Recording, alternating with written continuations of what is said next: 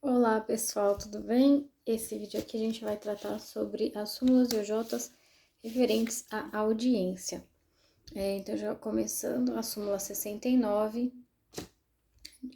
diz que a partir da Lei 10.272, havendo rescisão do contrato de trabalho e sendo revel e confesso quanto à matéria de fato, deve ser o empregador condenado ao pagamento das verbas rescisórias não quitadas em primeira audiência, com acréscimo de 50%. Então, mesmo nos casos de revelia, aplica-se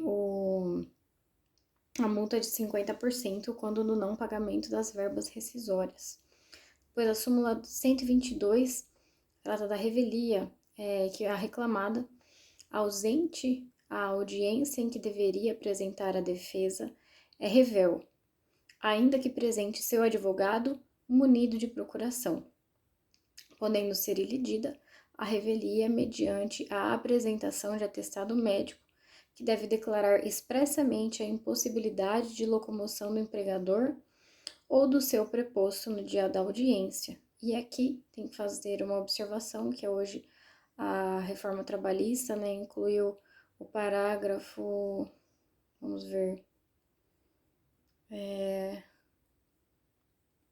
parágrafo 5º, no artigo 844, que diz que ainda que ausente o reclamado, presente o advogado na audiência, serão aceitos a contestação e os documentos. Então, há quem diga que essa súmula 122 está prejudicada, porque a reclamada, se ausente, mas se presente o seu advogado, vai ser aceito a sua contestação e os documentos. Agora, com a reforma, mesmo se a parte não for, estando presente o advogado, ele então pode juntar a contestação e os documentos. E aqui dizia que a reclamada se ausente, a súmula, de acordo com a súmula, a reclamada se ausente, ela seria revel. Então, há essa dúvida doutrinária se a revelia seria pelo não comparecimento do reclamado, ou se a revelia seria a ausência da vontade de se defender, Revel seria aquele que não quer se defender e por isso não comparece, não apresenta nada. Então, tem essa discussão. Muito bem, a próxima é a súmula 13, que diz que o só pagamento dos salários atrasados em audiência não ilide a mora capaz de determinar a rescisão do contrato. Súmula 9.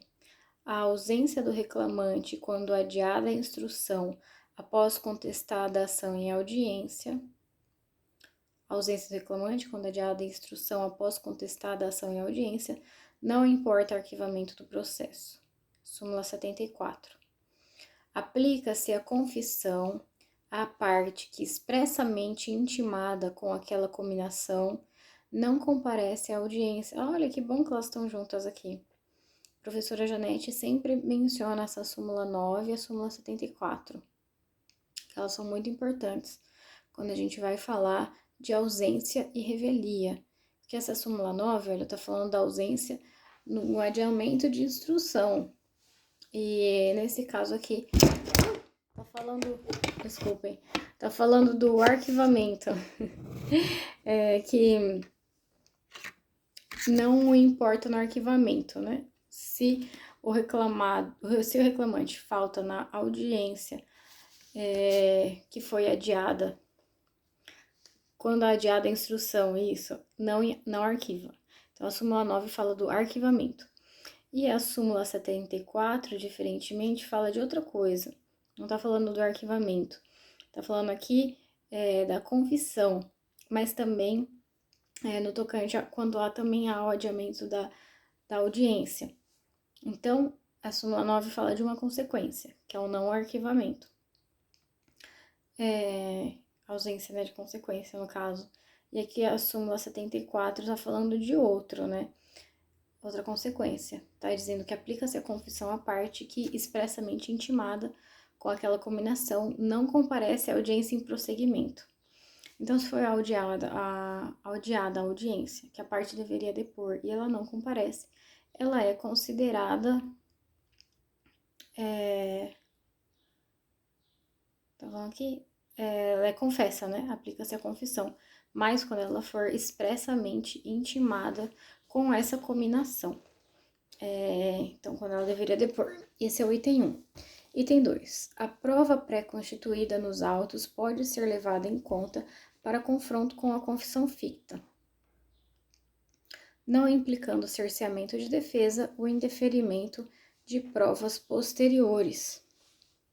Então, a prova pré-constituída nos autos pode ser levada em conta para o confronto com a confissão ficta, não implicando o cerceamento de defesa ou indeferimento de provas posteriores. Que item 3. A vedação à produção de prova posterior pela parte confessa, somente a ela se aplica, não afetando o exercício pelo magistrado do poder-dever de conduzir o processo. E aqui nós temos ainda o artigo 442 e 443, que diz quando que o juiz pode indeferir testemunha, que é também um artigo bem importante, mas que eu me esqueço, honestamente. Acho que a professora Janete já fez pergunta também sobre esse contexto. Não sei necessariamente, não lembro se era indeferimento de testemunha, mas... Então, aqui, só para não ficar sem resposta, o juiz ele pode indeferir testemunha quando o fato já foi provado por documento ou pela confissão da parte. Então, se a parte confessou, não cabe... é por isso que acho que tá sendo feita menção a esse artigo, junto com essa súmula, porque essa súmula aqui é da confissão, né? Confissão ficta. E esse artigo 443 diz que o juiz pode indeferir a inquirição de testemunha quando o fato já foi provado ou por documento ou por confissão da parte. E aqui tem 2, que só por documento também pode ser indeferida a testemunha, quando só por documento ou por exame pericial puderem ser provadas. 3.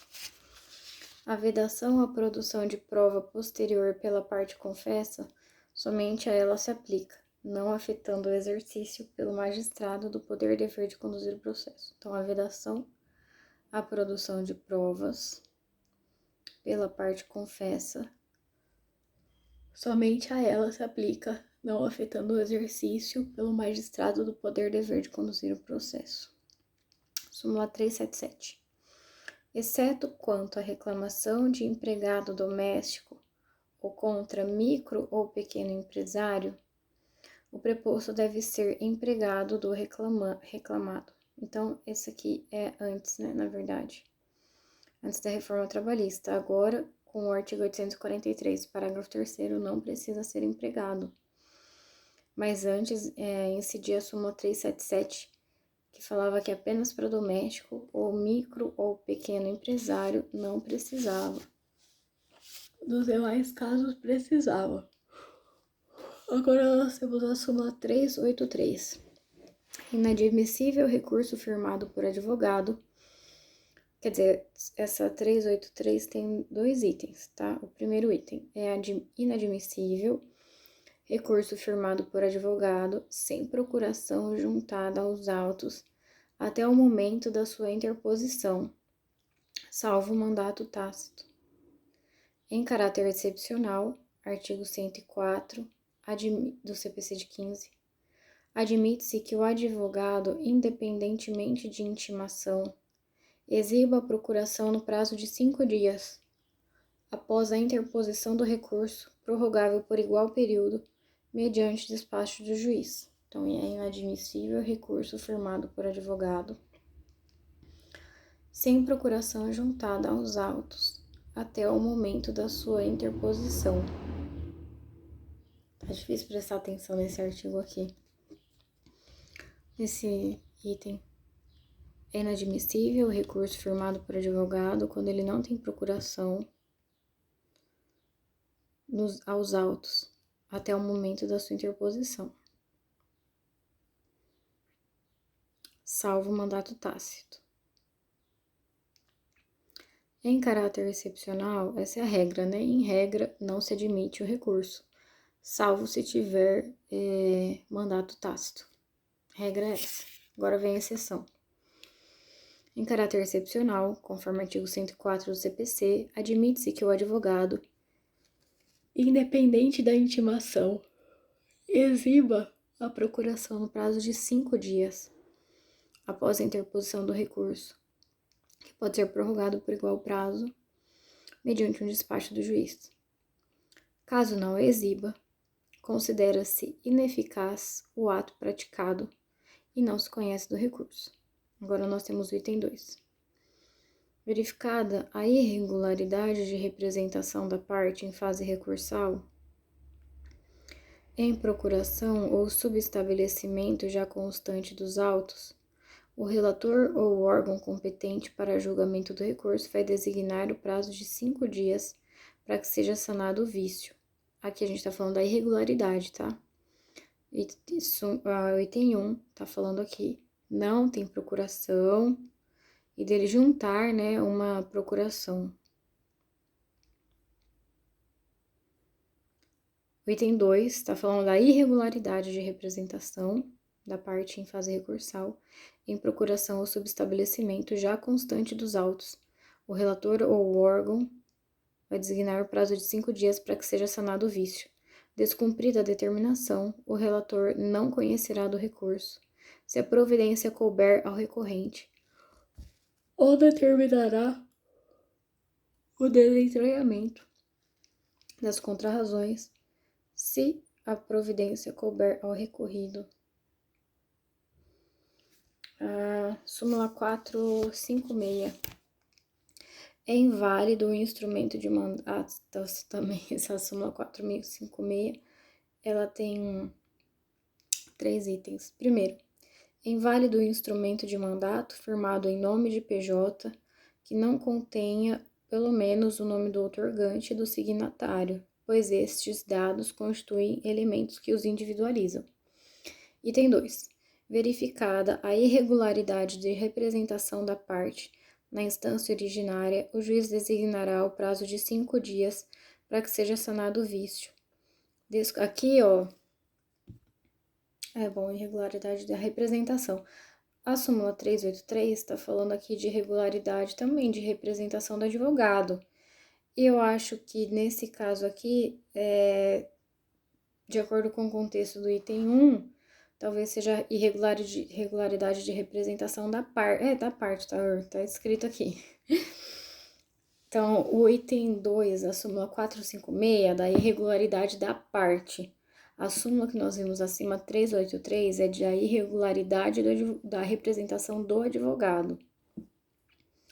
Então, 2. Verificada a irregularidade de representação da parte na instância originária, o juiz designará o prazo de 5 dias para que seja sanado o vício. Descumprida a determinação, extinguirá o processo sem resolução de mérito, se a providência couber ao reclamante, ou considerará revel o reclamado, se a providência lhe couber. Aqui é o artigo 76, parágrafo 1º do CPC. Eles estão mencionando, né? E agora o item 3, caso a irregularidade de representação da parte seja constatada em fase recursal, o relator designará prazo de 5 dias para que seja sanado o vício. Então, caso a irregularidade de representação seja constatada em fase recursal, o relator vai designar também 5 dias. Descumprida a determinação, o relator não conhecerá do recurso, se couber ao reclamante, ou determinará o desentranhamento ou contrarrazões, se couber ao recorrido. Também parecido, né? É o teor da súmula 383. Que bom que elas estão perto. Vamos ver aqui, que mais? Agora nós temos a súmula 395, que tem 5 itens. Temos também a súmula 425 em seguida. Bom, a súmula 395, que é dividida em 5 itens, diz que é válido o item 1, né? Válido é um instrumento de mandato com prazo determinado, que contém cláusula estabelecendo a prevalência dos poderes para atuar até o final da demanda. Então, válido é um instrumento que tem um prazo determinado, até o final da demanda. Tem dois. Se há previsão no instrumento de mandato, de prazo para sua juntada, o mandato só tem validade se anexado ao processo o respectivo instrumento no prazo aludido. Então, se ele tem prazo, ele só é válido se ele é utilizado naquele prazo. 3. São válidos os atos praticados pelo subestabelecido, ainda que não haja no mandato poderes expressos para subestabelecer. Então, são válidos os atos que são praticados pelo subestabelecido, mesmo que não tenha no mandato poderes para subestabelecer. 4. Configura-se a irregularidade de representação se o subestabelecimento é anterior à outorga passada ao subestabelecente. Então, tem que ser depois. E 5. Verificada a irregularidade de representação nas hipóteses dos itens 2 e 4, deve o juiz suspender o processo e designar prazo razoável para que seja sanado o vício, ainda que em instância recursal. Então, aqui está falando do item 2 e 4, que fala o item 2 fala que tem que ser juntado no prazo válido, e o 4 da irregularidade do subestabelecimento. Então, nesses casos, o juiz vai determinar um prazo razoável para que seja sanado o vício. A súmula 425 determina que o jus postulante das partes estabelecido no artigo 791 da CLT limita-se às varas do trabalho e aos TRTs, não alcançando a ação rescisória, ação cautelar, mandado de segurança e os recursos de competência do TST.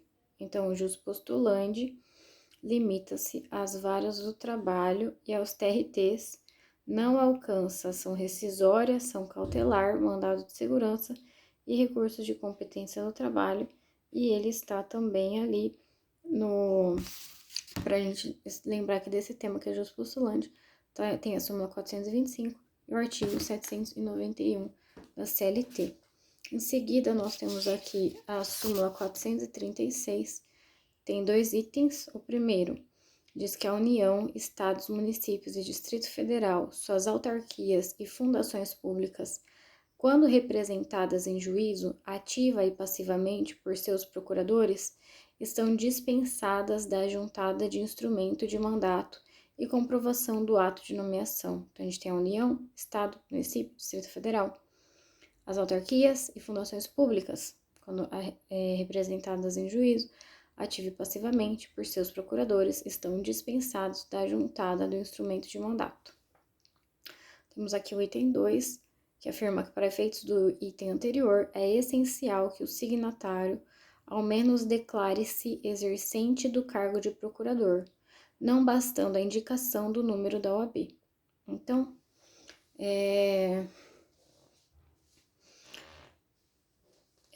estão dispensados da juntada de instrumento de mandato de comprovação de ato de nomeação, mas é essencial, ao menos ele se declare o procurador. Não basta a indicação do número da inscrição da OAB. Então ele tem que mencionar, porque senão pode parecer só que é um advogado, e ele tem que demonstrar aqui o cargo de procurador. Temos a súmula 357, de acordo com ela, não torna suspeita a testemunha o simples fato de estar litigando ou de ter litigado contra o mesmo empregador. Essa 357 também, muito importante. Então, ter litigado ou estar litigando, esse simples fato não demonstra. Aí tem que ver as peculiaridades do caso concreto, que pode ser que justifique talvez uma suspeição, mas em regra não, né? Não torna suspeita. Isso não tem presunção relativa, né? Não tem. E agora as UJs. Nós temos a UJ 371, afirma que não caracteriza a irregularidade de representação a ausência da data da outorga de poderes, pois no mandato judicial, ao contrário do civil, não é condição de validade do negócio jurídico. Então, a ausência da data de outorga aos poderes não é irregular e não trata de irregularidade de representação. Assim, a data a ser considerada é aquela em que o instrumento for juntado aos autos. E aqui está falando do artigo 409, inciso 4 do CPC de 15. E está falando que é inaplicável o 654, parágrafo 1º do Código Civil. Continuando, temos aí a OJ 391 dos portuários. Diz que a submissão prévia de demanda à comissão paritária, constituída nos termos do artigo 23 da Lei 8.630, não é pressuposto de constituição e desenvolvimento válido e regular do processo, ante a ausência de previsão em lei. OJ 318. Os estados e os municípios não têm legitimidade para recorrer em nome das autarquias e das fundações públicas. Item 2. Os procuradores estaduais e municipais podem representar as autarquias e fundações em juízo somente se designados pela lei da respectiva unidade da federação ou se investidos de instrumentos de mandato válido. Então aqui, os estados e os municípios não têm legitimidade para recorrer em nome das autarquias e das fundações públicas. E seus procuradores podem representar as respectivas autarquias em juízo somente se designados pela lei das respectivas unidades da federação ou se investidos de instrumento de mandato válido. Depois nós temos da OJ 121, da substituição processual, que o sindicato tem legitimidade para atuar na qualidade de substituto processual para pleitear diferença de adicional de insalubridade. Então, era para estar no direito coletivo. O sindicato tem legitimidade para atuar como substituto processual quando ele vai pleitear as diferenças de adicional de insalubridade, OJ 121. Esse tema aqui vi diversas vezes nos informativos, acho do direito coletivo, ou acho que foi do direito coletivo, mas enfim, esse tema é bem recorrente. Agora aqui, o J 152 de revelia. PJ de direito público sujeito à revelia prevista no artigo 844 da CLT. 200. OJ 200. É inválido o subestabelecimento de advogado investido de mandato tácito. Então, mandato tácito não pode subestabelecer, porque será inválido. Pois o J 188. Falta interesse de agir para ação individual, singular ou plurima, quando o direito já foi reconhecido através de decisão normativa, cabendo ação de cumprimento. Então, não cabe uma ação individual quando o direito já foi reconhecido através de uma decisão normativa. Aí falta interesse de agir. Portanto, cabe para a parte ajuizar uma ação de cumprimento. Depois nós temos o J 245, afirma que não existe previsão legal tolerando atraso no horário de comparecimento da parte na audiência. O J 255, o artigo 75, inciso 8º do CPC de 15, não determina a exibição dos estatutos da empresa em juízo como condição de validade do instrumento de mandato otorgado ao seu procurador, salvo se houver impugnação da parte contrária. Então, em regra, não precisa exibir o estatuto da empresa como uma condição de validade do mandato otorgado ao procurador. E aqui está falando excepcionalmente se houver a impugnação da parte contrária. O J 310. Inaplicável ao processo do trabalho a norma contida no artigo 229 caput e parágrafo 1º e 2º do CPC de 15, em razão da incompatibilidade com a celeridade que lhe é inerente. Então, não cabe do prazo em dobro, isso é o J 310. Agora, o J 276. É incabível ação declaratória visando a declarar direito à complementação de aposentadoria se ainda não atendidos os requisitos necessários à aquisição do direito, seja por via regulamentar ou por acordo coletivo. É incabível ação declaratória que visa declarar direito à complementação de se ainda não atendidos os requisitos necessários. seja por via regulamentar ou acordo. Então, não cabe ação declaratória quando não atendidos os requisitos. OJ 319. Válidos são os atos praticados por estagiário se, entre o subestabelecimento e a interposição do recurso, sobreveio a habilitação do então estagiário para atuar com advogado. OJ 319. E, por fim, temos então duas UJs aqui, 349 do mandato, que é juntada de novo, nova procuração aos autos, sem ressalva de poderes conferidos ao antigo patrono, implica revogação tácita do mandato anterior. Então, essa é a J 349. Temos a 359, que diz que a ação movida por sindicato na qualidade de substituto processual interrompe a prescrição, ainda que tenha sido considerado parte ilegítima ad causa. Então, ação movida por sindicato na qualidade de substituto interrompe a prescrição.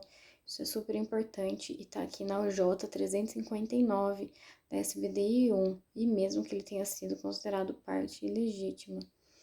Eu falei no começo que era relacionado à audiência, mas aqui no meu material eu tinha colocado audiência e etc. Porque eu lendo aqui eu fui percebendo, né, que não trata só da audiência, mas às vezes também de legitimidade e mandato e tudo mais. É que a audiência, em regra, é una e tudo acontece ali. Então, fui juntando. Mas eu vou colocar, então, no título, que é audiência e outros. Então, o próximo vai ser sobre prescrição. Até lá.